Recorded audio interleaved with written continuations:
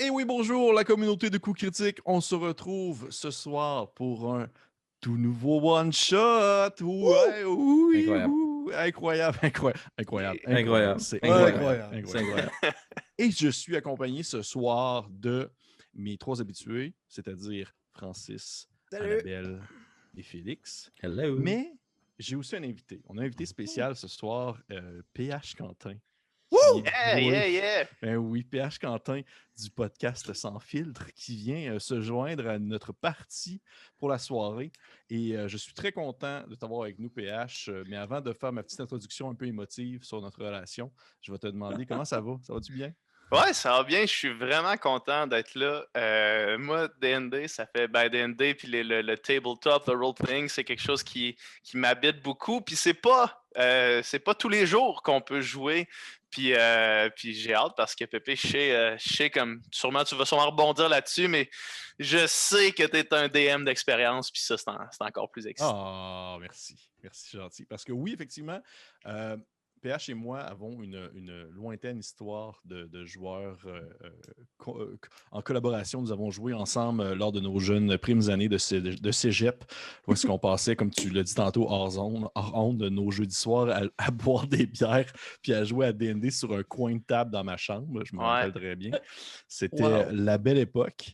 Et, Ah, fait bah, que je suis c'est parmi mes souvenirs préférés. Ben oui, ces mais moi aussi, soirées-là. man, je m'en rappelle super bien. C'est ça qui est vraiment merveilleux. Fait que je suis Mm. vraiment content de t'avoir avec nous ce soir parce qu'en plus, je trouve ça cool parce que je veux dire, c'est pas, je trouve ça le fun de pouvoir inclure quelqu'un qui n'est pas présentement, on va dire, sur l'avant-scène rôliste, que ce Ah, soit. pas du tout, Mais pas du tout, effectivement. c'est ça. Mais ça en demeure pas moins que tu es un passionné et que tu aimes ça jouer. Fait que je trouve ça cool. Ça montre que justement, n'importe qui peut être un amoureux de jeux de rôle sans nécessairement que ce soit comme. Sans que tu aies besoin de porter un t-shirt de D20 à tous les jours de ta vie. Ben, en fait, j'ai j'ai une petite courte anecdote à ce sujet-là.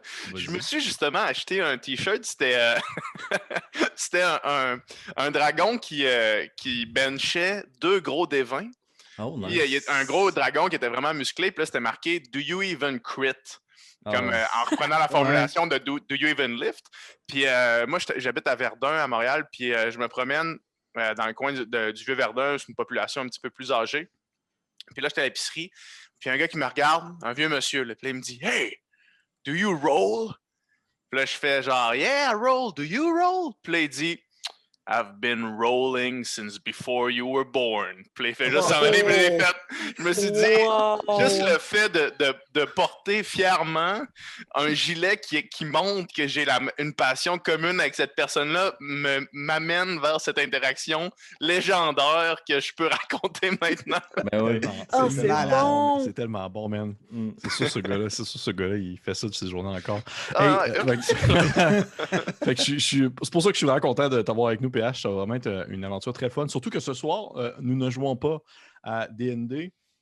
Nous ne jouons pas non plus à un jeu qui est trop obscur que je sors genre de deux coins entre deux poussières. Là. C'est vraiment pas. C'est un jeu qui a une certaine réputation, surtout sur la scène anglophone, qui commence tranquillement à faire sa place sur la scène francophone. Et je parle de DCC, ou aussi communément appelé Dungeon Crawl. Voyons. Dungeon Crawl classique. J'étais genre Dungeon Crawl Calling. Mais ça va vraiment. Dungeon Crawl classique. Vous pouvez voir cette espèce de grosse brique-là que je présente devant vous pour les gens qui vont l'écouter en vidéo. Dans le fond, c'est un jeu de rôle qui se rapproche beaucoup de Donjon Dragon de la 3e édition plutôt, mais qui va aussi avoir beaucoup d'éléments de OSR que j'ai mentionné souvent dans la chaîne, du Old School Revival, avec vraiment plus un style sur l'aléatoire, beaucoup de tables, beaucoup on va dire de mortalité aussi. On s'entend, les personnages sont souvent très squishy, vous allez mourir rapidement. Et ce soir, je vous fais jouer, messieurs, dames, à une adaptation très libre de mon cru que j'ai pris dans le fond un module qui existe qui se nomme Mangrels Ate My Servant. Vous pouvez voir ici, dans le fond, je vous présente pour ceux qui sont en visuel. Et dans le fond, c'est ce qu'on appelle un funnel, je vais dire ça de même, un funnel niveau 0 Meat Grinder dans le concept où est-ce que c'est les majorités des personnages autour de la table vont jouer des personnages niveau 0. Parce que DCC va encourager en fait que vous jouez des paysans pour commencer et à mesure que les aventures avancent, vous montez de niveau et vous devenez un véritable aventurier. Sauf que lorsqu'on est niveau 0, on est tellement poche que c'est conseillé d'avoir plusieurs personnages à jouer. Fait que c'est pour ça que les personnes autour de la table XLTPH, qui est comme le héros en quelque sorte de l'aventure, il joue un niveau 1. Tous mes autres coquins vont jouer des niveaux 0 et avoir plus qu'un personnage, dans le fond, à dealer au quotidien. OK. Fait que c'est un peu ça. Et inquiétez-vous pas, tout le monde va probablement y passer, ou du moins la grande majorité des joueurs vont simplement mourir au cours de l'aventure. La maison d'édition qui fait Dungeon Crawl Classic s'appelle... C'est bien de me le dire. En anglais, c'est Goodman Games. Ouais. Mais c'est eux autres, ils en font plein. Pour de vrai, c'est surprenant à quel point ce jeu-là est très, très populaire sur la scène anglophone. De plus en plus, ça gagne vraiment en popularité. Là. Puis c'est un jeu où est-ce que, si mettons vous êtes moins porté à avoir, on va dire, plein de choix de personnages, puis tout ça, puis vous voulez seulement avoir surtout des modules, puis comme avoir des aventures à faire jouer, bien ça, ils en ont comme au-dessus de 200. Là. Genre des modules d'aventure à aller jouer, là, il y en a vraiment comme plein, puis c'est tout le temps vraiment du trait dungeon crawl, on se promène, puis on bute des monstres, puis il y a des pièges, puis des donjons, puis tout ça.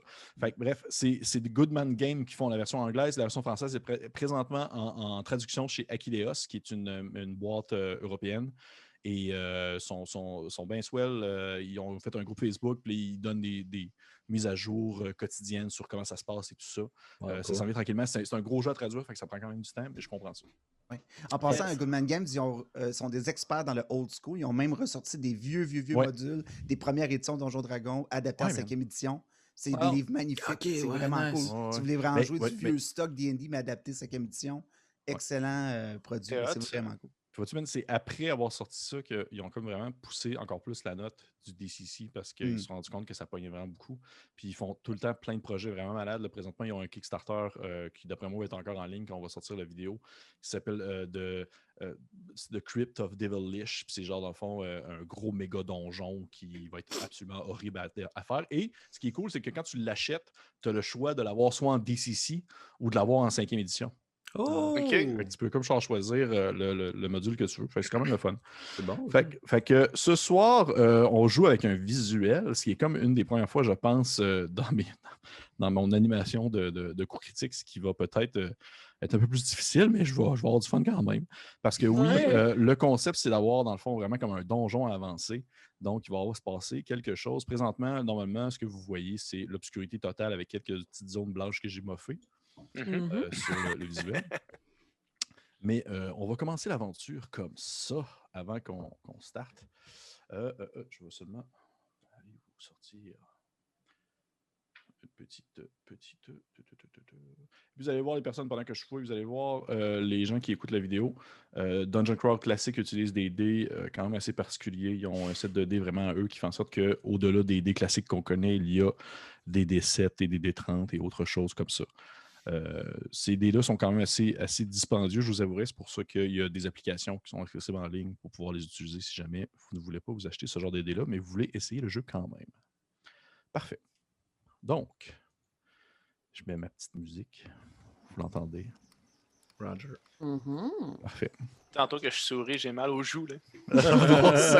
Il est tout excité. Parfait.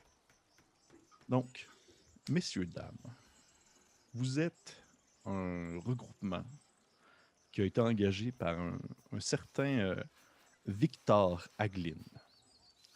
Victor Hagelin est un... Comment je pourrais décrire ça sans que ce soit un terme moderne? Mais on va dire que c'est un syndicaliste convaincu. Et il vous a engagé, vous, probablement parce que vos idéaux rejoignent les siens. Probablement que peut-être que vous êtes syndicaliste aussi. Peut-être seulement que c'est l'argent qui vous fait parler. Mais bref, il vous a engagé pour aller investiguer une situation bien particulière. Il y a non loin... Mon Dieu, écoutez ça, les sons horribles. Il y a non loin de votre... du village dans lequel vous habitez. Un village qui, selon moi, devrait s'appeler... Félix, comment il s'appelle le village? OK. Je te lance ça de même. Long-Marais, qu'est-ce que t'en dis? Ça me va. Probablement que vous habitez le village de Long-Marais et il y a ce cher Victor Hagelin qui vous a donné une job bien précis. Pas loin de Long-Marais, il y a un gigantesque laboratoire qui fait aussi office de tour de mage et qui fait aussi office, je dirais, de centre industriel. Cet endroit-là est tenu par une dame, une certaine Serafina von Elrich, qui est une magicienne. Une magicienne très talentueuse, très intelligente, qui a passé nombreux temps, les dernières années, on va dire, à parfaire une espèce une construction de son cru. Elle est capable, en fait, de créer, si on veut, un type de golem, en quelque sorte, qu'elle nomme plutôt des synthétiques, qui sont vraiment comme des serviteurs très proches de l'homme, qui vont ressembler beaucoup à un être humain, mais qui sont au final que des machines. Et ils sont très peu coûteux à construire, sont facilement disposables à gauche et à droite, ce qui fait en sorte que beaucoup de travailleurs perdent leur job à cause de ça. Et c'est une des raisons pourquoi est-ce que Victor Hagelin, en fait, vous envoie investiguer la chose. Parce que de un, il veut que vous trouviez la documentation parlant, dans le fond, des techniques de Serafina pour la construction de ces synthétiques. Il veut aussi que, si jamais vous ayez l'occasion de peut-être faire un peu de sabotage industriel, afin d'empêcher, si on veut, la construction de nombreux synthétiques qui vont mettre à la paille plusieurs paysans. Puis également, essayer de voir et tenter le pouls plutôt, des différentes... on va dire des différents employés qui vont travailler à cette espèce d'industrie-là et qui travaillent au quotidien à créer, si on veut, des synthétiques qui vont peut-être éventuellement les remplacer. OK. Ouais. OK, parce qu'il y a des gens qui travaillent là-bas à créer des synthétiques. Il y a des gens qui travaillent là-bas à créer des synthétiques, que ce soit des serviteurs, des cuisiniers, tout ça. Au-delà des synthétiques, il y a des gens aussi... c'est une grosse shop, là. J'imagine un petit phare isolé, là, mais non, c'est... Non, c'est une grosse shop. C'est une grosse shop avec plusieurs étages. Et vous, dans le fond, vous savez que normalement, si on veut, les gens ne sont pas autorisés, à moins d'avoir justement l'accréditation nécessaire, ne sont pas autorisés à aller investiguer cet endroit-là, d'aller voir qu'est-ce qui se trame dans l'industrie de Serafina. Mais ça n'a pas empêché, en fait, votre employeur à engager, si on veut, la personne nécessaire pour pouvoir vous mener là sans élever aucun détail, sans dans le fond, élever aucun sourcil ou vous faire découvrir. Et je parle bien sûr de... C'est quoi le nom de ton personnage, PH? Claudio, qui est un ranger, un rôdeur, un peu comme Aragorn, mais plus blond, j'imagine, et qui va, dans le fond, être utilisé comme étant une espèce de pisteur, un tracker jusqu'à l'industrie, et qui fait aussi partie de la mission en soi. Mais au-delà de Claudio, il y a d'autres personnes qui font membre de cette petite organisation, on va dire envoyée pour faire du sabotage et trouver des informations. Nous avons qui d'autre est présent? Qui d'autre peut se... Vas-y, Francis. Il y a, je dirais, un garde de nuit du village de Longmarais. Oui. C'est un jeune garde de nuit. C'est probablement sa première semaine de job. Par contre, il est très avare de faire ses preuves. Il s'appelle Argar et il est accompagné de son fidèle chien qu'il appelle tout simplement le chien. Good. Fait. Quelle race de chien? C'est probablement un chien d'eau portugais. J'ai aucune idée c'est quoi, mais je te crois. Parfait. Je Google, là. Ouais. Je suis sûr qu'il a inventé ça. Un chien d'eau portugais. Parfait. Non, ça existe. Ah. I love dogs. Wow! OK, parfait. Ça me fait plaisir de jouer avec ça. Parfait. Donc, avec ce garde et son fidèle chien, qui d'autre il y a aussi dans ce petit regroupement? Après toi, Annabelle. Il y a un très vieil homme. Ah, mon Dieu. Un peu avec le dos recourbé. Je m'excuse pour la référence pop culturelle, là, mais pour ceux et celles qui ont joué à Majora's Mask et Ocarina of Time de la série Zelda, je parle du fossoyeur qui travaille dans le cimetière. C'est exactement l'image que j'ai avec la mâchoire très avancée. Il manque de très nombreuses dents. Il se déplace à une vitesse plutôt lente, mais si tu lui donnes une petite go, il va y aller assez vite. Il y en a vu des vertes puis des pommures. C'est Horatio. C'est un fossoyeur, dans le fond, qui travaille dans le cimetière de Longmarais depuis super longtemps. On n'a aucune idée de son âge. Il a comme toujours été là. Vos parents le connaissent. Vos grands-parents le connaissent aussi. Il fait partie de Longmarais. Et en arrière d'Horatio, il y a un sombre personnage qui le suit de très près. Et je parle de Yorick, qui est son zombie compagnon. OK. All right. Yorick est semi-squelettique, de chair. Je dirais que la moitié du corps est squelettique, puis la deuxième moitié est de chair. On va y aller. Il est semi-saignant. Médium saignant. OK. Voilà. Parfait, merci. OK. Oui, c'est effectivement, il y a bel et bien un zombie qui vous suit dans cette aventure, qui est le... Nice! Il y a bel et bien un familier qui se trouve être un zombie. Qui est Yorick. Et personne ne sait vraiment d'où Horatio a sorti Yorick de ses poches, mais il a toujours été pas loin de lui, il a travaillé dans le cimetière aussi. C'est un zombie très docile qui va suivre les ordres d'Horatio. Tout le monde est cool avec ça. Oui, tout le monde est cool avec ça. Et finalement, qui conclut ce regroupement? Qui d'autre est-ce qu'on trouve? 2 plus petits personnages qui, à une certaine distance, sont identiques les uns les autres, sont tous habillés de vêtements assez longs, épais, luisants un peu, qui est significatif du fait qu'ils vivent près de l'eau, voire dans l'eau la plupart du temps. Représentant lambda du village de Longmarais. Ils sont identiques, une grosse tignasse rousse, une petite barbe rousse assez fournie aussi. Les vêtements usés. Et on a Paul et Rudy Levert, que vous pouvez appeler les frères Levert, qui sont presque une même entité parce qu'on dirait qu'ils partagent le même cerveau. Travail de pair, l'un est traversier et l'autre est teinturier. Ils habitent dans leur petite maison, des vieux garçons, pas super bavards, une vie bien rangée. Et l'un d'eux, à plus proche examination, Rudy, est facile à distinguer de l'autre parce qu'il y a quelques balafres. Une partie de ses cheveux sont dégarnis comme s'il y avait eu une explosion, une déflagration au visage, des doigts très usés, puis un de ses 2 yeux qui a une cataracte à l'intérieur. Fait on a Paul qui est en assez bonne forme et Rudy qui en arrache un peu plus. On peut comprendre à ce moment-ci d'aventure que les joueurs, excepté PH, ont tous des personnages niveau 0. Parce que justement, le jeu DCC va encourager les personnages de niveau 0. Et ils jouent tous ainsi 2 personnages. Parce que les personnages peuvent vomir. Oui, ils peuvent vomir, j'imagine, dans certaines situations, mais ils peuvent surtout mourir, en fait.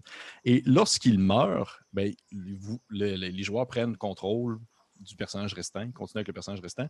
Donc, c'est pour ça que le jeu, en fait, encourage le fait de faire ce qu'ils appellent des aventures funnels, comme on fait présentement, qui est comme une aventure de niveau 0, et que celle-ci va faire en sorte que les survivants qui vont réussir à sortir vainqueurs et victorieux de cette aventure sont ceux qui méritent, en fait, de devenir des vrais aventuriers. Oh. Alors que ceux qui sont morts, ben, ils sont juste morts. Fait que vous comprenez ainsi que si le personnage de Francis meurt, il va jouer son chien pour le reste de la partie. Et si le fossoyeur d'Annabelle meurt, elle va jouer un zombie jusqu'à la fin de la partie. Ce que je trouve absolument incroyable. J'ai hâte. Ouais. Ouais. Fait que présentement, on a que des personnages niveau 0, sauf PH qui joue qu'un seul personnage qui est niveau 1. Il est assurément un peu plus OP que les 2 autres, va être un peu plus fort, sauf que s'il se passe quoi que ce soit, puis que pour une raison, quelqu'un qui décide de se retourner contre lui et de l'attaquer, ben, ils vont quand même le tuer. Mais je pense pas que ça va arriver. Mais je l'ai mentionné. Collaboratif. On sait jamais. On sait jamais. Parle pas trop vite, là. Peut-être que Claudio, il est chiant. Qu'est-ce qu'il prépare? Donc, vous êtes parti du village de Longmarais. Habituellement, je suis comme habitué de dire vous 4 ou vous 3, mais là, il faut que je calcule. Vous 1, 2, 3, 4, 5, 6, 7. Vous 7. Vous êtes parti du village de Longmarais, probablement le lendemain de votre tâche, de la demande que vous avez eue concernant la tour de Seraphina, son centre industriel. Puis vous êtes probablement enfoncé en fait dans la forêt, ne prenant pas la route, sachant très bien que ceci peut être gardé par des synthétiques de Seraphina qui vont justement plus faire des rondes puis définir dans le fond qui a le droit de passer ou non jusqu'à l'industrie. Fait que vous avez décidé de passer par la forêt parce que vous savez que c'est un endroit qui est plus austère, sauvage et qui attire moins l'attention que les grandes routes de campagne. Vous avancez peut-être depuis, je dirais, 1 heure, 1 heure et demie dans cette espèce de bois assez épais. Je présume, Claudio, que tu ouvres la marche puisque tu es un rôdeur. Ouais, Claudio, j'ai pas eu l'occasion de décrire Claudio. Ben oui, encore. vas-y, excuse-moi. Claudio, il a des cheveux grisonnants qui arrivent à peu près au milieu de son dos, attachés en ponytail en arrière de sa tête, puis une longue moustache handlebar qui descend beaucoup trop loin sous son menton, grisonnante aussi. Puis il s'avance comme ça, au milieu de la forêt avec vous derrière. Il prend sa main, remonte un petit peu la manche de sa chemise de satin, toute, qui est supposée être grise, mais qui est rendue brune, couverte de boue. Puis il touche le sol, puis il se l'approche proche de la bouche. Puis il goûte un petit peu le sol. Puis il essaie de voir s'ils sont bien alignés vers la direction menant la marche des 7 aventurier syndical. J'imagine syndicaliste. Parfait. Oui, dans ce cas-là, je peux te demander de me faire peut-être un jet de skills, si tu veux, pour essayer de guider en quelque sorte. Moi, j'ai Survival, en fait, que je peux utiliser pour toi. Fait que je te brasse un D20, dans le fond. C'est les D20 de base. Un D20 de base, puis tu vas en fait rajouter, ça va être ton jet d'intelligence là-dessus. Puis toi, tu es intelligent, ça tombe bien. Ouais, exact, c'est ça. Je rajoute un 2 à ça. Wow. Fait que ça fait 20. Juste ça. 18 sur le dé, 20 pour mon premier roll. Bon. Aisément, tu guides les aventuriers. Tu vois que tu prends la terre qui est au sol, tu as goûté un peu, tu fais « Ah non, c'est par là ». Tu guides les aventuriers. Même que tu te rends compte que dans le sol, il y avait peut-être un goût un peu plus métallique, quelque chose, peut-être des résidus qui ont été laissés, qui doivent sortir, couler depuis l'industrie. Et tu sais foncièrement que c'est cette direction-là. Sauf que quelque chose qui te rend un peu, on va dire, méfiant par rapport à la situation, parce qu'à mesure que vous avancez en direction de la grande industrie de Serafina, à mesure que tu te rends compte que l'environnement autour de vous est étrange, la verdure prend des drôles de tournures, tu vois des types de plantes qui semblent souffrir comme tu vois d'une mutation quelconque ou qui ont comme tout simplement sont en train de mourir comme s'ils étaient en train de souffrir d'un quelconque comme mal en quelque sorte. Définitivement, il se passe quelque chose qui influence la faune et la flore autour de toi. Est-ce que ce genre d'influence-là, c'est quelque chose que j'aurais déjà observé en lien, par exemple, avec les synthétiques, ou est-ce que les synthétiques passent, ou c'est juste quelque chose qui est complètement nouveau puis alien pour moi? Là? C'est quelque chose qui est complètement nouveau et alien pour toi dans le concept où est-ce que vraiment tu te dis, aïe, tu sais, oui, Serafina a eu des fois des petites expériences un peu destructrices, des feux, des choses comme ça. Sauf que rien en venait à comme toucher à ce point-là, tu sais, la verdure ou la faune et la flore. Tu te dis, il doit y avoir autre chose, il n'y a pas juste ça. Mm-hmm. Je ralentis le pas, puis je me pointe un petit peu la nature autour de moi, au reste des gens derrière moi, puis je dis on doit s'approcher. Quelque chose ne tourne pas rond dans cette forêt. D'accord, monsieur Claudio.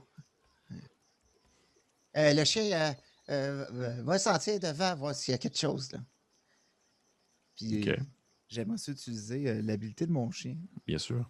Qui s'appelle Detect and Follow Scent.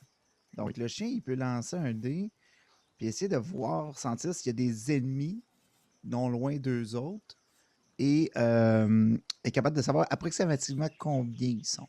OK, parfait. Tu peux faire ton jet. Fait que je pense que c'est un... c'est toi qui calcules le DC, mais je pense que c'est juste un D20, c'est ça? Oui. OK. T'as pas de bonus de...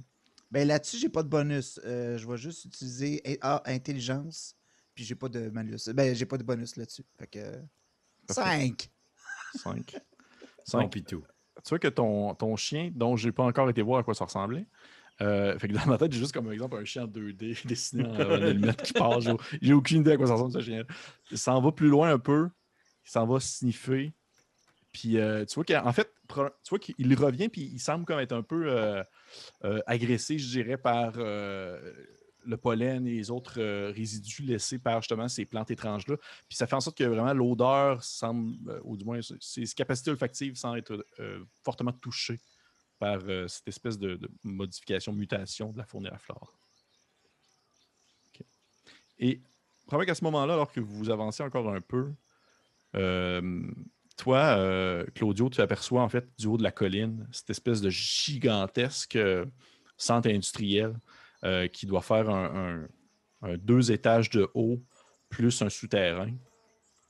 Et tu trouves que c'est une espèce de grand bâtiment assez carré, assez métallique, qui, du moins en bonne partie, semble donner une forme de technologie assez avancée, sauf peut-être la dernière section en haut du 2e étage qui semble ressembler vraiment plus à une classique bout de tour de mage, comme en pierre avec un petit toit pointu.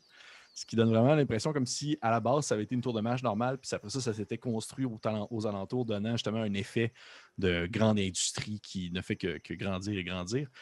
Quelque chose qui t'éveille un sourcil, je dirais, tu vois qu'il y a une gigantesque colonne de fumée qui s'élève depuis l'intérieur, comme s'il se passait quelque chose à l'intérieur de l'industrie. Est-ce qu'on entend quelque chose? Définitivement, les bruits que vous entendez présentement grâce à ma musique ne sont pas présents parce que c'est vraiment plus ça dans la forêt, parce que vous êtes dans une forêt assez sauvage. Mais en provenance, on va dire, de l'espèce de bâtiment, non, il n'y a rien encore pour l'instant. C'est sûr que rapidement, alors que vous allez vous approcher, vous allez entendre le son des machines et, dans le fond, des forges et tout ça qui fonctionnent toujours à plein régime, jour et nuit, pour la construction synthétique. Mais pour l'instant, il n'y a rien qui fait différent de d'habitude. Parce qu'on continue à avancer, du moins Claudio va continuer à avancer en essayant de faire le moins de bruit possible, en essayant de s'approcher pour voir s'il y a quelque chose qui peut peut-être laisser voir l'intérieur ou une porte quelconque ou une façon de voir derrière les murs. Oui. Tu vois que, à mesure que vous vous approchez, vous commencez à entendre tranquillement, si on veut, des espèces de bruits, des hissements en provenance de vapeur et autres choses de ce genre-là. Mais tu ne vois pas... En fait, chose à noter, il n'y a pas de fenêtre, justement, pour pouvoir éloigner les... on va dire les personnes qui pourraient soit voler justement de l'information, des choses comme ça, et les autres concurrents, parce qu'il y a beaucoup de personnes qui trouvent que Sérafina est un problème, est une épine dans le pied pour toute bonne personne qui souhaite, disons, engager des gens ou tout ça, ou on va dire pour la population en général, pour les travailleurs, pour les syndicalistes comme vous êtes. C'est quelqu'un qui pose énormément de problèmes, donc il n'y a pas de fenêtre en soi, sauf que, alors que vous vous approchez, vous vous rendez compte que la forêt est de plus en plus étrange, il y a des espèces de plantes bulbeuses qui poussent du sol, qui sont comme d'une espèce de vert fluorescent, quelque chose que vous n'avez jamais vu de votre vie. Là.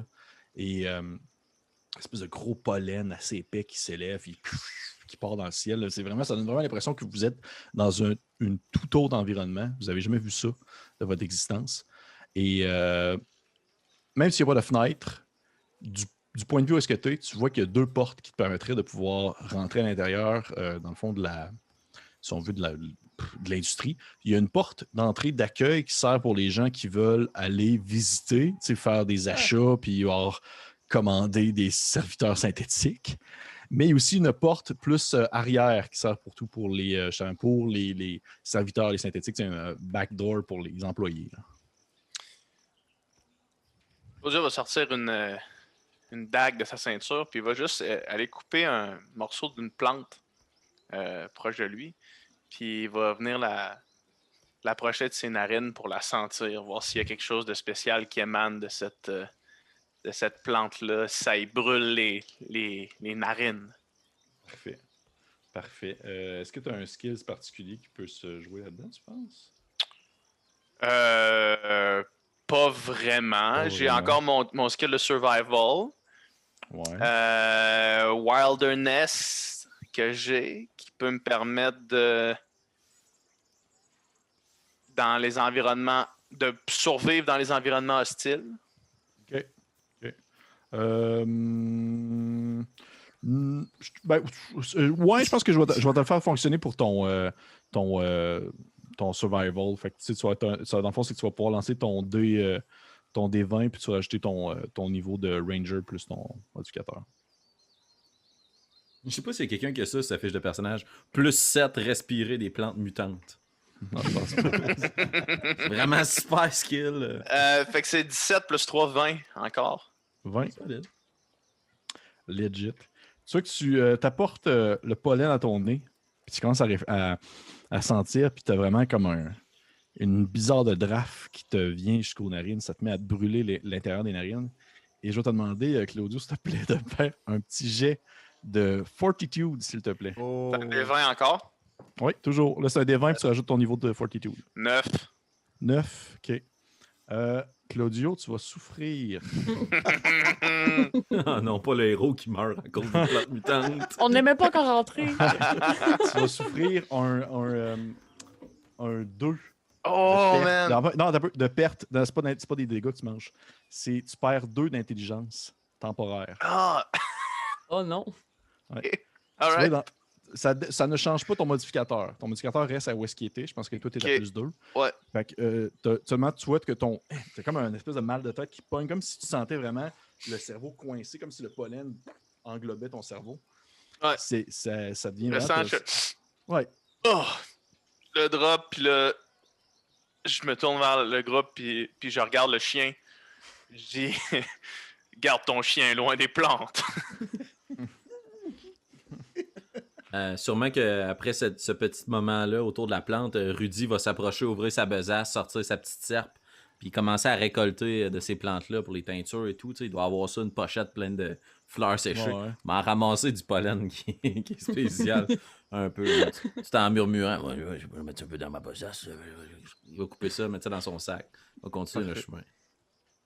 Parfait. Vous voyez le petit alpelin qui ramasse du pollen et qui met ça dans sa besace. Est-ce que toi, de ton côté, Horatio, tu fais quelque chose de spécial avec ton Yorick qui se tient un peu en arrière et qui est juste dans le même... En fait, Yorick, tant qu'on lui demande pas quelque chose, il va pas faire quelque chose. OK. Avancer, c'est pas mal comme sa plus grosse job en ce moment. OK. Avancer au même rythme que tout le monde, pas dépasser Horatio, pas s'enfarger. Tu sais, comme il y a bien des affaires à faire en ce moment. Ouais. Horatio, par exemple, c'est un fossoyeur. Puis je me demandais, on a parlé plutôt que la terre avait peut-être comme un goût métallique. Ouais. Horatio, c'est pas un goûteur de terre, mais je pense que c'est quand même un certain expert en sol.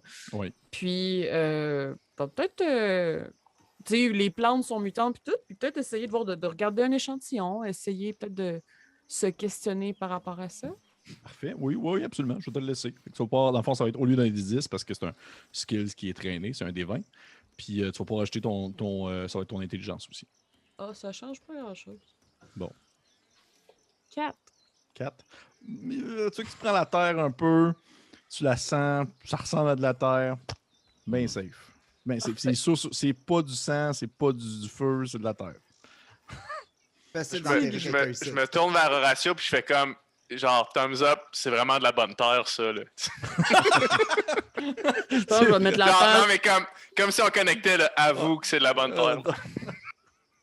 Yes.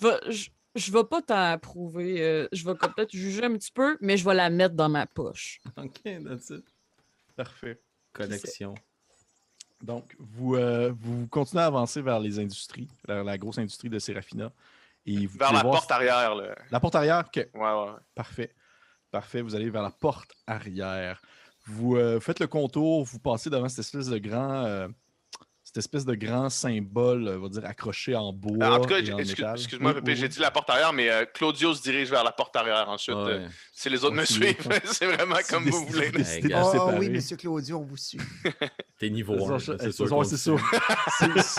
Je pourrais, si vous commencez à vous séparer, là, votre espérance de vie drop là, à un niveau rapide. Là. Parfait.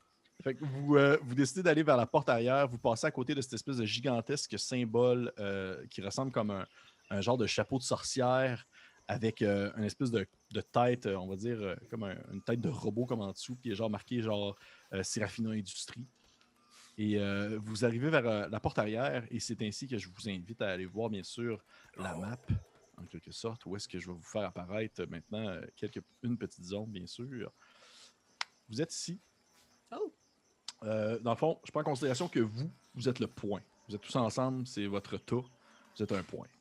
On va simplifier le tout. Je ne vais pas commencer à faire déplacer 7 pions non-stop dans une zone. Là, ça va être absolument bordélique. Fait que vous êtes le point et vous arrivez vers la porte arrière, qui est comme une espèce de grande porte.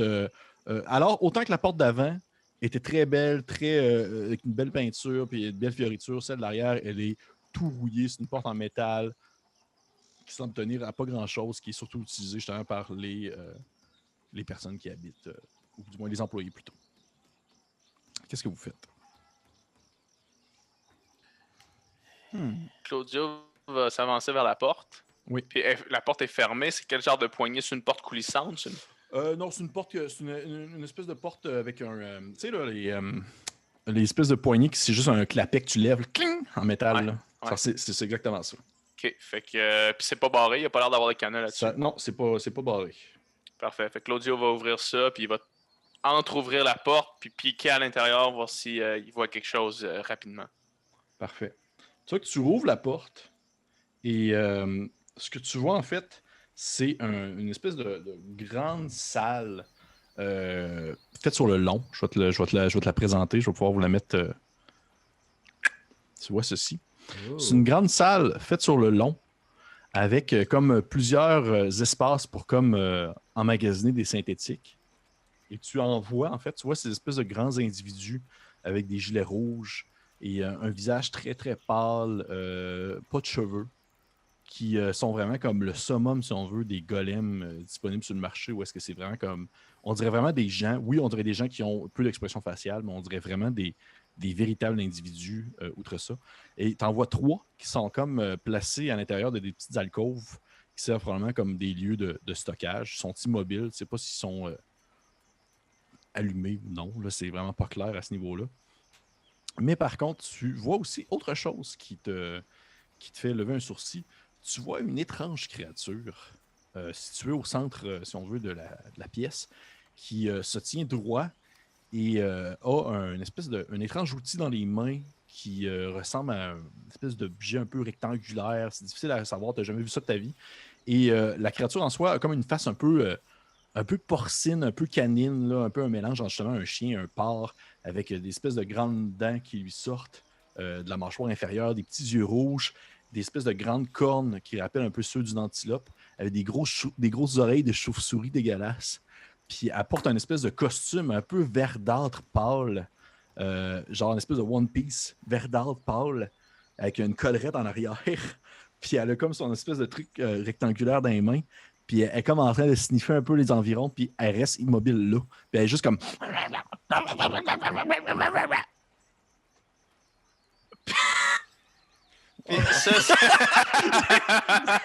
ça a été...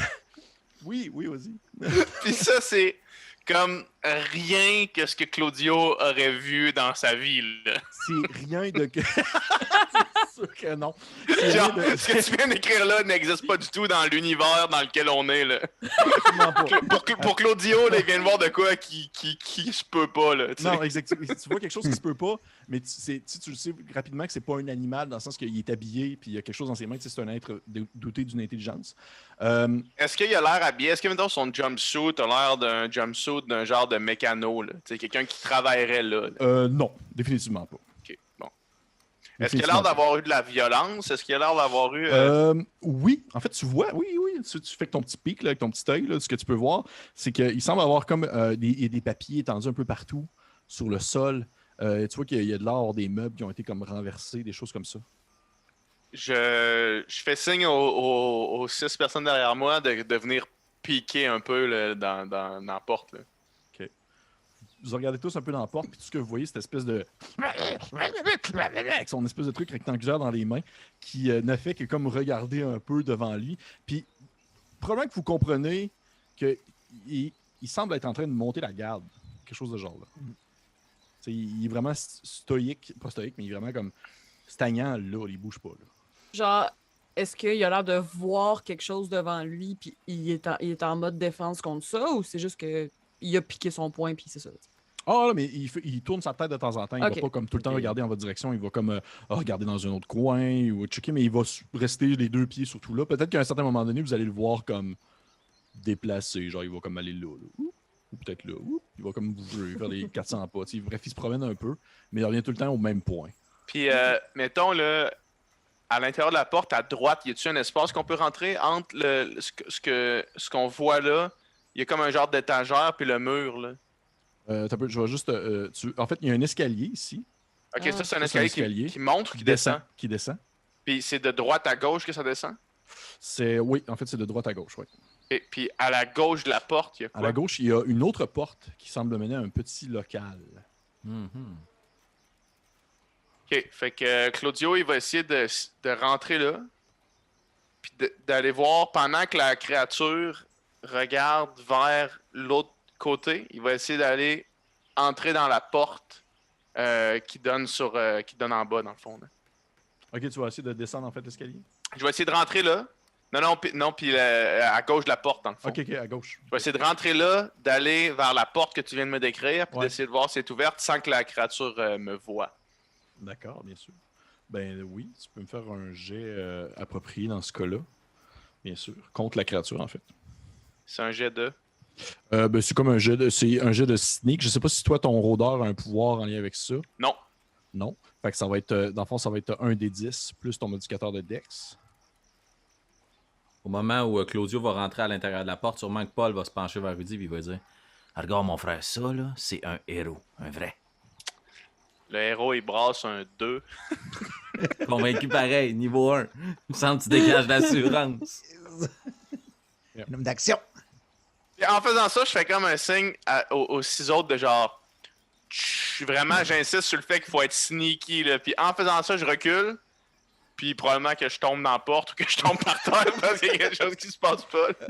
Ok, parfait. Tu sais que tu recules un peu, puis ça fait une espèce de genre. Puis tu fais juste comme probablement essayer de te rattraper. Tu tombes un peu vers l'avant, puis au moment, genre la porte elle s'ouvre, puis genre elle va comme claquer dans le mur. La créature se tourne, elle vous voit. Elle fait une espèce de. Puis ça va être je vais faire un jet d'initiative, bien sûr, pour tout le monde, parce que c'est un combat. Yeah! Donc là, excuse. C'était pas ça qu'il fallait que je fasse. On est là pour rouler des dés aussi, là. Oui. Là, il faut rouler 2 initiatives pour nos 2 personnages. Comment ça marche dans le jeu? Absolument. Vous roulez 2 initiatives pour vos 2 personnages. Et avec le modificateur dans la case init. Exactement. OK. Good. Un instant, je veux juste vérifier quelque chose. Bien sûr, c'est un système qu'on est encore en train de découvrir. Je vais probablement faire des vidéos là-dessus prochainement parce que je trouve ça vraiment merveilleux. Je veux juste être sûr de ne pas me tromper sur l'initiative si vous lancez un des 10 ou un des 20. C'est ça, je veux savoir. Est-ce que c'est considéré comme est-ce que j'imagine qu'on a un train skill ou non? D'ailleurs, pendant que je cherche, si je dis des informations pour être sûr que ce ne soit pas un temps mort, j'apprends avec le temps.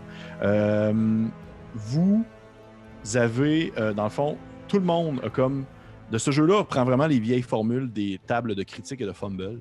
Dans le sens que si, admettons, vous lancez un 1 ou si vous lancez un 20, dans des attaques, surtout. OK, parce que là, je viens de voir un 1 passer, là. Ouais.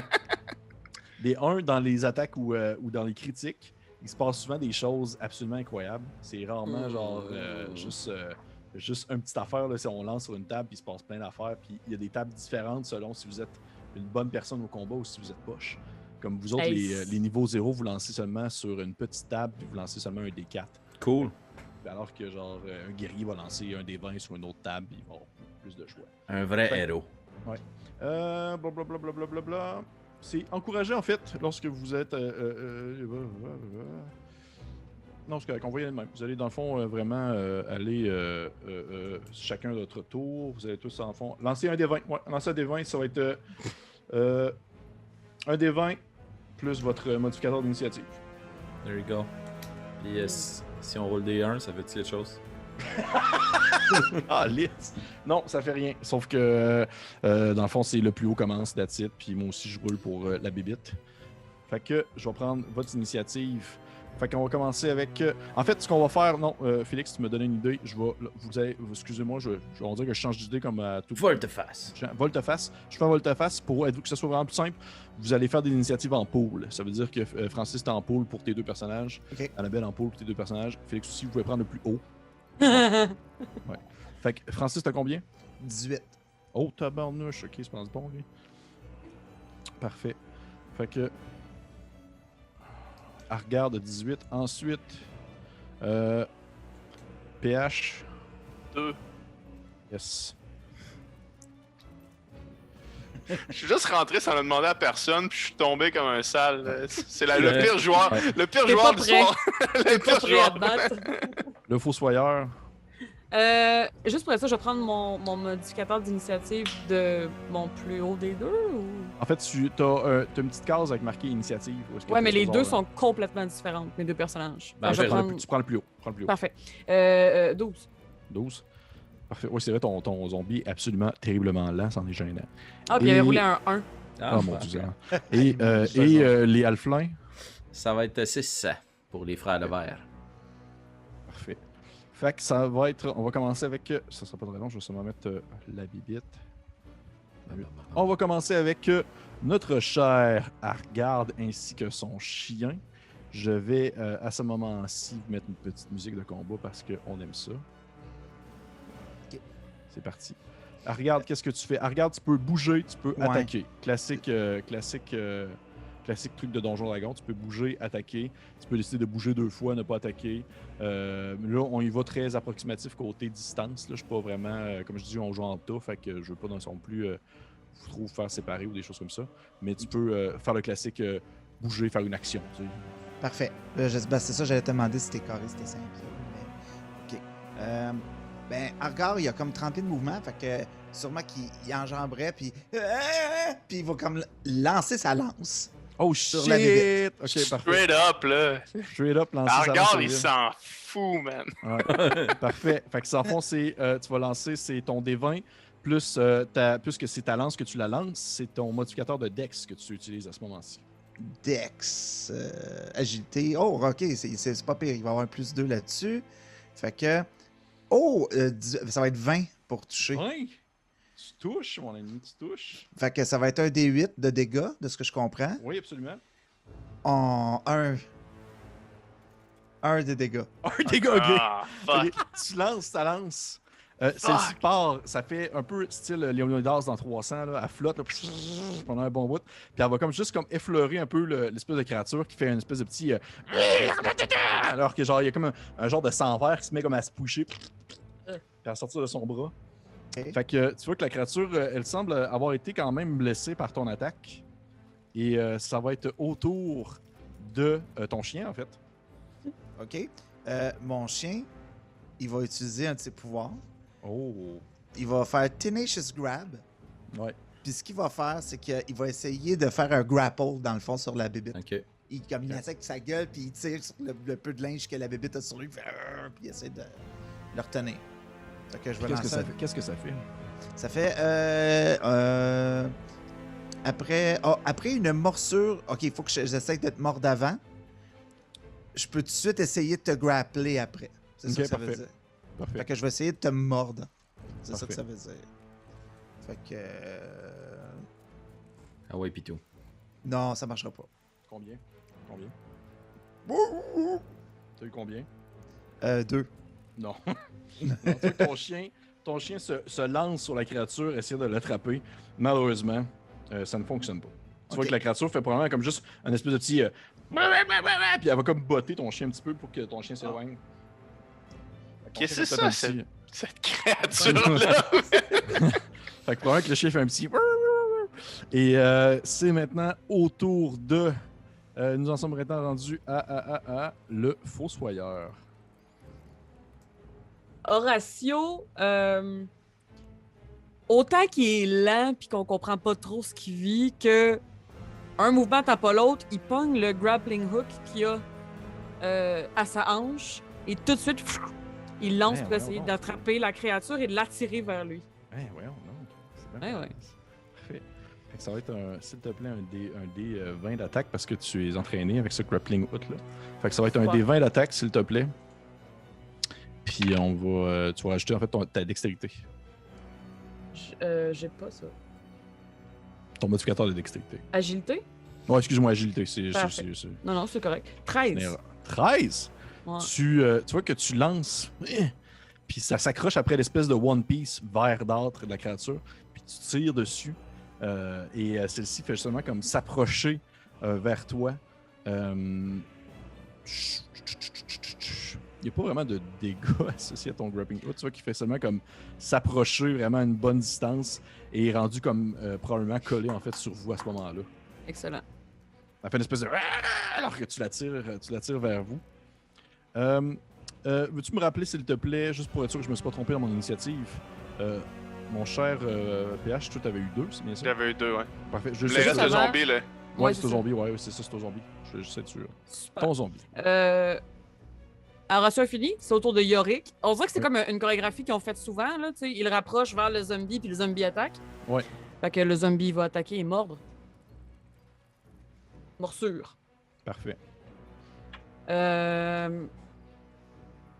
juste pour être sûr, dans le fond, je roule pour savoir si ça touche, puis après ça, je roule les dégâts. Exactement. Super. Est-ce que je rajoute quelque chose à morsure? Il va être marqué à côté de morsure, c'est un bonus à ton... Yeah! 16! What the... Ah, ça touche. Youpi. Et on est à... Ah! J'ai échappé mon dé à terre. Ok. Je vais le mettre sur l'autre. 2. 2? De dégâts. 2 dégâts. Tu vois que ton zombie se précipite sur la créature et il commence comme à y croquer comme dans le fond de tête, là. Et tu vois que genre, elle passe vraiment au travers, comme la créature elle fait... Il y a genre comme une espèce de gros sang vert qui se met à couler. Puis la créature a fait une espèce de... Puis elle est morte. Puis le zombie fait juste comme dévorer, si on veut, le reste Absolument. de la bestiole debout. Et c'est ainsi que se termine ce combat qui fut, ma foi, très court. Sûrement que les deux afflins se font un high five. Ouais, c'est beau, mon Rudy. Ben, fait ça. Belle contribution, mon Rudy. Belle contribution. Fait que c'est fini. Hey, guys, félicitations. Claudio, qui était tombé par terre, il se relève, puis là, il regarde les deux qui viennent de... Il voit, premièrement, il a vu la lance partir directement vers la créature. Après ça, il a vu le grappling hook avec le zombie. Puis il vous regarde, puis il fait... Vous êtes pas si minable, finalement. Même moi, je suis surpris. Écoute, un mercredi comme un autre, puis là, je vais flatter la tête de mon zombie qui a, en passant, un très drôle de chapeau. C'est vrai. Toi aussi, je pense que t'as un drôle de chapeau. Hein. Identique au mien. C'est ça, vous avez les deux le même chapeau. Il ressemble à quoi, votre chapeau? C'est c'est un genre de tricorne de pirate, OK. mais avec des plumes tout le tour. Ah, c'est dégueulasse. Tu m'as dit un drôle de chapeau. Ah, c'est bon. Effectivement, Argar un drôle va de chapeau. Argar va aller rechercher sa lance. Il va faire excusez-moi, monsieur Claudio, je sais pas ce qui m'a pogné. Là, j'ai pas pris de chance. Voyant que vous étiez enfargé un peu. Tout est sous contrôle, mais je vous remercie quand même. Merci. Donc, présentement, vous êtes, comme j'expliquais tout à l'heure, dans une espèce de grand endroit où est-ce que les synthétiques semblent être placés là comme en attente d'un travail quelconque. Vous voyez que la majorité d'entre eux sont tous éteints. Les 3 que vous voyez présentement, qui sont comme positionnés dans l'espèce de petit carré, sont éteints. Vous remarquez qu'ils sont a priori de loin, vous les aperceviez, ils semblaient être normaux, mais lorsque vous êtes plus proche, vous vous rendez compte que ceux-ci ont comme certains défauts physiques. Comme un visage un peu plus gonflé, comme s'il y a eu comme des problèmes intérieurs en lien avec leur processus ou du moins peut-être les produits qui sont utilisés pour les concevoir. Ils sont comme un peu gonflés à la manière d'une balloune que tu gonfles. Ils sont vraiment... ils ont quelque chose qui cloche. Ils sont un peu difformes. Et vous avez un escalier qui semble descendre. Vous apercevez aussi un escalier qui semble monter, sauf que celui-ci est complètement bouché. Il y a comme genre plein de tables en métal, des trucs qui ont été installés là, puis qui ont été comme empilés une par-dessus l'autre, faisant ainsi un gigantesque endroit qui est impossible vraiment de traverser sans prendre plusieurs heures à comme tout démancher si on veut, le barrage. Qu'est-ce que vous faites? Il y avait une petite pièce là, Bien sûr. à côté, ouais, c'est ça. Il y a une Ouais. porte là, puis il y a une porte au fond de la salle aussi. Oui. Excellent. Puis tu disais qu'il y avait plein de papiers à terre. Oui, il y a plein de papiers à terre. Ok, ben rapidement, c'est sûr que Rudy va essayer de commencer à regarder les papiers parce que notre but c'est de trouver de la documentation, là, je sais pas trop quoi. Là. Oui. Fait que si je trouve, tu sais, journal du responsable, hey! Si tu trouves un texte marqué plan machiavélique Ouais, c'est ça. de Serafina. Parfait. Fait que tu commences à fouiller sur le sol pour les différentes paperasses qui sont accessibles. Je vais te demander, s'il te plaît, mon cher Alflin, je sais pas lequel des deux fait ça. Rudy, le bord, il y a un peu. Peux-tu me lancer un des 12, s'il te plaît? Ben oui, moi te lancer ça. Des 12. C'est un 2. Je vais rajouter là-dessus 3 points de luck pour 6 points au total. Fait que je vais me ramasser un 8. Je peux-tu en mettre plus que 3, Pépé? Tu peux en mettre autant que tu veux, man. Ok, ben je vais me grimper ça jusqu'à 10. Mais tu sais que t'es père, là. T'es père, tes points de... Ah, mais je veux trouver le journal machiavélique, puis là, Rudy va commencer à inspecter la pièce, puis vous voyez qu'il regardait avec son œil borgne, puis à un moment donné, il fait juste comme puis il regarde avec l'autre œil, puis il devient soudainement très chanceux. Je veux trouver le journal machiavélique. Fait que là, t'as mis combien en tout, là? On t'a combien? J'ai mis 4 points, dans le fond. Ouais, parce que j'ai eu... Hey, t'as peu, man! Non, tu peux pas... Excuse-moi, je recommence. Tu peux pas mettre de point de luck là-dessus parce que c'est pas un jet. Ben, c'est pas un jet. J'ai lancé un dé, moi. Excuse-moi, c'est moi qui étais dans patate. Okay. C'est pas un jet que tu fais, c'est comme juste un jet aléatoire que je te fais faire. Parfait. Bon. Tu trouves en fait des pamphlets sur le sol, des pamphlets qui semblent avoir été faits pour justement pour des syndicaux. Tu vois que c'est des pamphlets qui est marqué, exemple, les vrais vampires de ce monde, les boss. Il est marqué comme un guide. Libérez-nous des libéraux. Ouais, des trucs comme ça. Ouais. Tu sais qu'il y a vraiment comme genre les attentes, dans le fond, du commerce collectif, remplir le guide pour bien remplir et comprendre, dans le fond, les endroits sécuritaires pour les lieux de travail, des choses comme ça. OK. Fait que c'est ça qui est éparpillé un peu partout. C'est comme s'il y avait eu des caisses de notre propre propagande. Un peu en quelque sorte, ouais. OK. Good. Tu le sais, tu sais, je veux dire, il y a déjà eu des rumeurs, ou du moins, ça s'est toujours parlé, puis ça n'a pas été confirmé par votre employeur qu'il y avait probablement des gens qui travaillaient pour Seraphina qui étaient aussi en quelque sorte des infiltrés syndicaux qui voulaient comme essayer de soulever un peu de l'intérieur. OK. Good. Oui, question, Ratio. Diane, est-ce qu'il y a des panneaux, écriture sur les portes, dans le corridor? On est dans un building. Oui, absolument. Tu vois sur le bout complètement, sur l'espèce de porte menant, dans le fond, à la zone plus éloignée, là, vraiment au fond complètement de la pièce, là, ici. Là. Il y a, dans le fond, il est marqué, dans le fond, quartier des servants sur la porte. OK. Puis ça ressemble pas mal à ça. Tu sais, à part ça, il y a comme de la numérotation concernant les différents endroits où que les synthétiques sont logés. Et tu vois que genre... Puis à côté de l'escalier qui descend, c'est marqué dans le fond, c'est marqué basement. Dans le fond, c'est comme l'espèce de souterrain où est-ce qu'il doit avoir comme vraiment plus la zone industrielle et tout ça. Parfait. Claudio, il va s'approcher du cadavre, de la créature qu'on vient d'abattre. Oui. Puis tu disais que son sang était comme du sang vert qui coulait. Oui, c'est comme verdâtre. Puis ça pue, man. Ça sent genre le chien mouillé mélangé avec genre... Puis là, c'est même pas mes mots, là, c'est les mots du livret. Là, mélangé avec genre une vieille canne de maïs putride. Puis est-ce qu'il y aurait un lien entre cette odeur-là puis l'odeur que j'avais sentie dehors? Est-ce que cette espèce de texture un peu visqueuse, verte, semble avoir une connexion? Sincèrement, non. Okay. Tu vois que ça semble pas... c'est pas la même odeur pantoute. Ce que tu sens présentement... Dehors, ça sentait fort, mais c'était pas désagréable. Là, présentement, c'est vraiment... Ça sent la charogne. C'est vraiment pas quelque chose d'agréable. Parfait. Puis, est-ce qu'il y a quelque chose sur le cadavre que je peux trouver? Absolument. Absolument. Du loot? Du loot. On n'a pas une épée vorpale, par exemple. Par hasard. Tu trouves... En fait, tu fouilles dessus.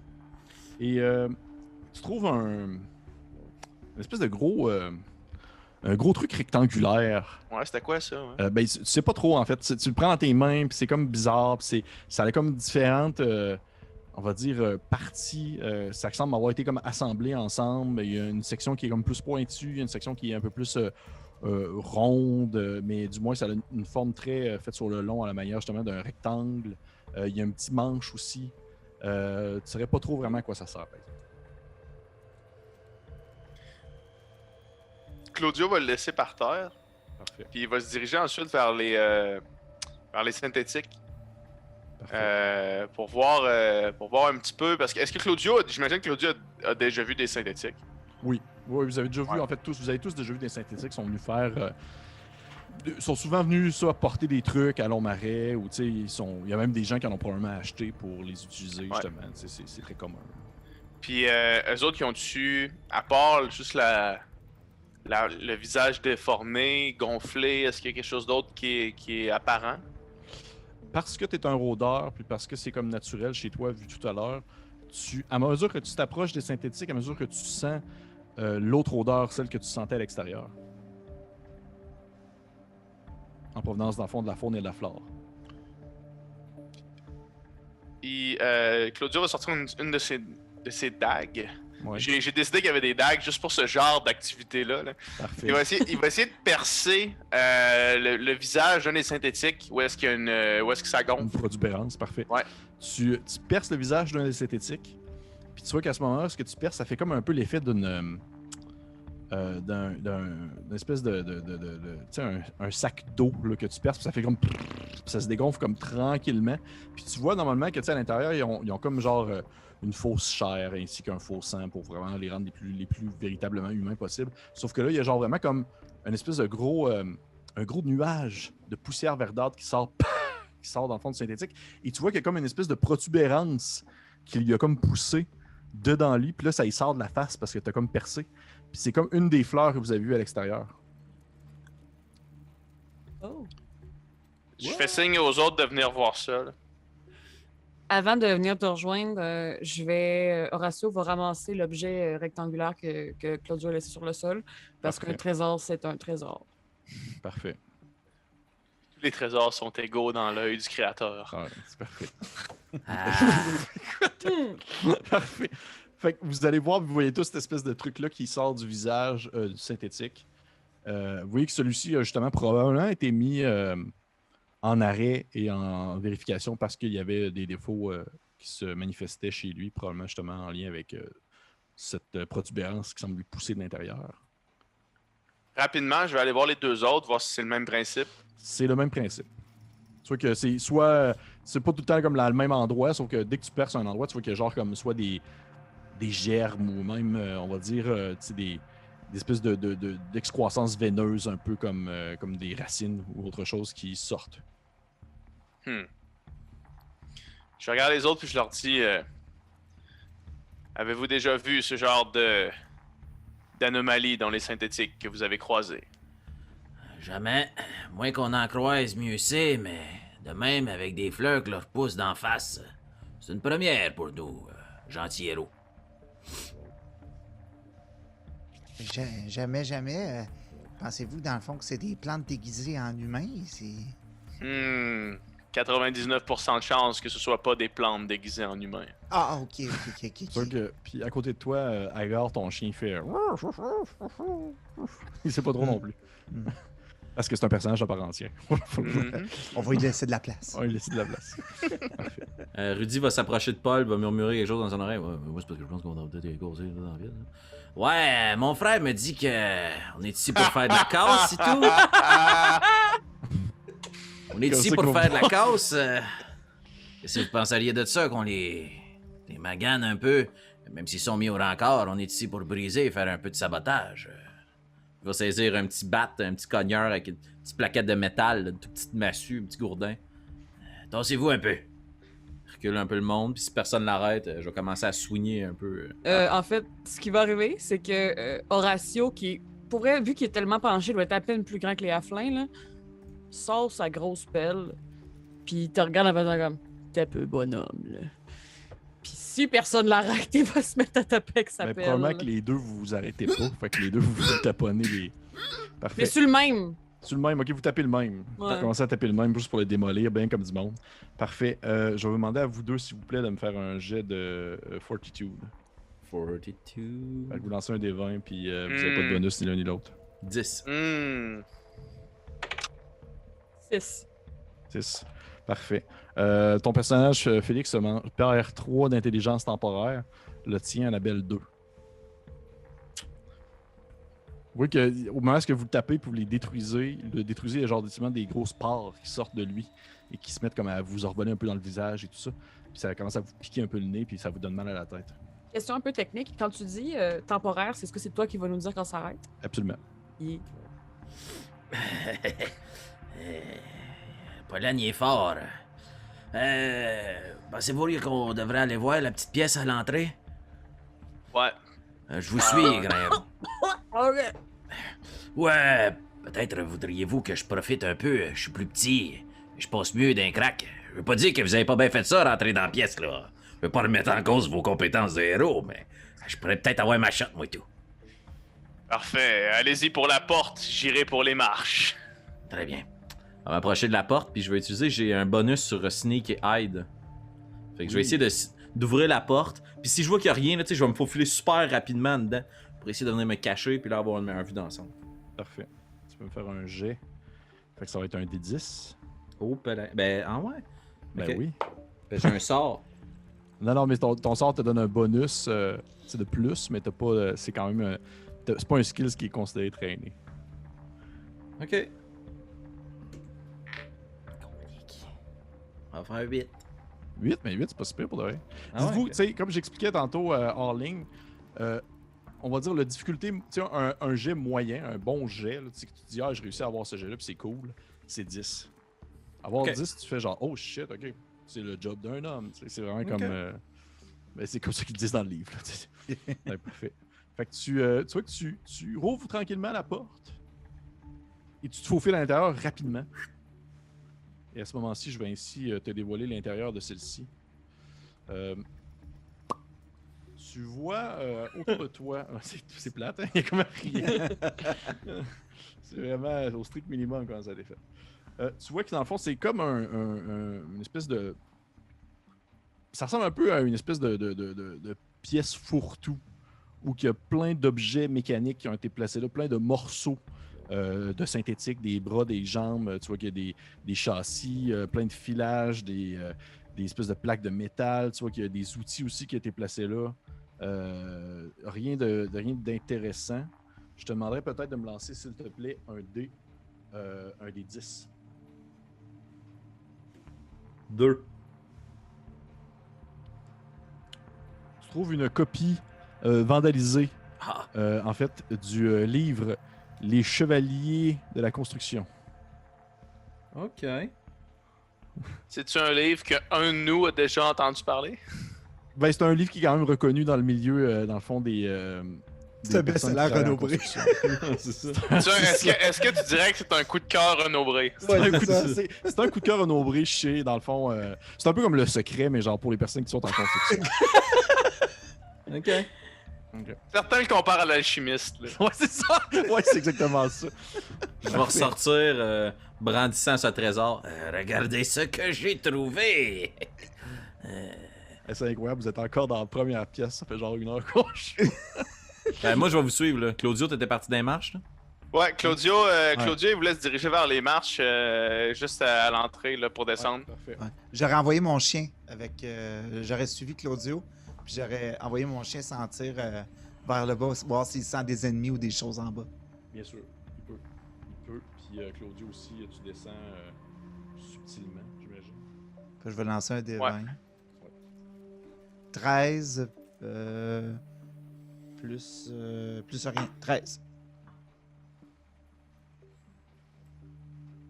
Descendez. Et en fait, je ne vais pas mettre tout de suite la map, je vais seulement vous expliquer un peu ce que vous voyez. Ça semble être une... vous voyez on dirait une section qui ressemble énormément à celle où est-ce que vous êtes présentement dans la configuration, de la manière que ça a été placé, de la manière que l'échelle est placée sur le bord aussi comme d'un mur et que le mur en face n'est pas très éloigné. Par contre, ce que vous trouvez surtout, c'est que ça semble mener à une gigantesque pièce, quand même très très grande, qui semble être une espèce de... Comment je pourrais expliquer ça? Une espèce de corridor assez large pour pouvoir transporter énormément de choses. Il y a beaucoup d'autres pièces à cet étage-ci et c'est comme un peu, on va dire... vous voyez ça un peu comme... je cherche le terme, mais les espèces de grands locales centrales dans les écoles secondaires. Là, les agoras? Ouais, un peu comme un agora d'école secondaire, dans le sens que c'est comme un lieu central qui semble mener à plein d'autres endroits. Et il y a comme plusieurs petites chaises qui semblent être très peu confortables avec des fausses plantes en plastique qui traînent à des places. Et au centre de cette espèce de grand local-là, il y a une espèce de pond, il y a une espèce de petite fontaine d'eau avec des faux nénuphars qui flottent. Ça semble être comme probablement utilisé justement pour avoir de l'air beau, surtout. Il semble pas avoir de personne présentement. Mon chien n'a rien senti, il n'y a pas... Non, il n'a rien senti. Okay. Claudio va continuer à descendre les marches, va arriver là, puis y a-tu, mettons, tu sais, ça donne sur plusieurs portes, mais Claudio va juste essayer d'ouvrir la première porte sur laquelle il arrive. La première porte sur laquelle il arrive? Ouais. Tu vois que tu t'approches de la porte la plus proche, et au moment où tu mets ta main sur celle-ci, tu vois que c'est la porte des cuisines, en fait. Il est marqué comme cuisine devant. Et au moment où tu mets la main sur celle-ci... Peut-être dur. Okay. Ouais. Continue. T'entends... Ben, c'est pour ça que je te le dis, là. Je te le dis en dessous. T'entends des bruits à l'intérieur. T'entends des bruits à l'intérieur qui semblent ressembler à des espèces de... Ok, j'ouvre pas la porte. Ouais, j'imagine. Là, je me tourne vers les autres, je fais comme... Genre, je pointe mes oreilles, je fais écouter ça ici. Ça ressemble, j'imagine, à ce qu'on entendait de la créature en haut, non? Non, c'est vraiment pas la même chose. Oh, oui, c'est la même chose. Je suis pas assez bon dans mes hybrides. Okay. Mais oui. Est-ce qu'il y a... c'est quoi les autres portes, en fait? Les autres portes, j'imagine, qui sont marquées, qui sont indiquées que... Oui. Est-ce que, si vous voulez, on peut prendre en conversation que vous descendez tous, comme ça va être plus simple? Oui, tout à fait. Oui, mais en même temps, ça prend une éternité aux zombies à descendre les marches. Fait qu'il est pas tout à fait là. Ok, parfait. C'est tout. Parfait. Puis il se tient par la rambarde, là, puis il descend de même. Là.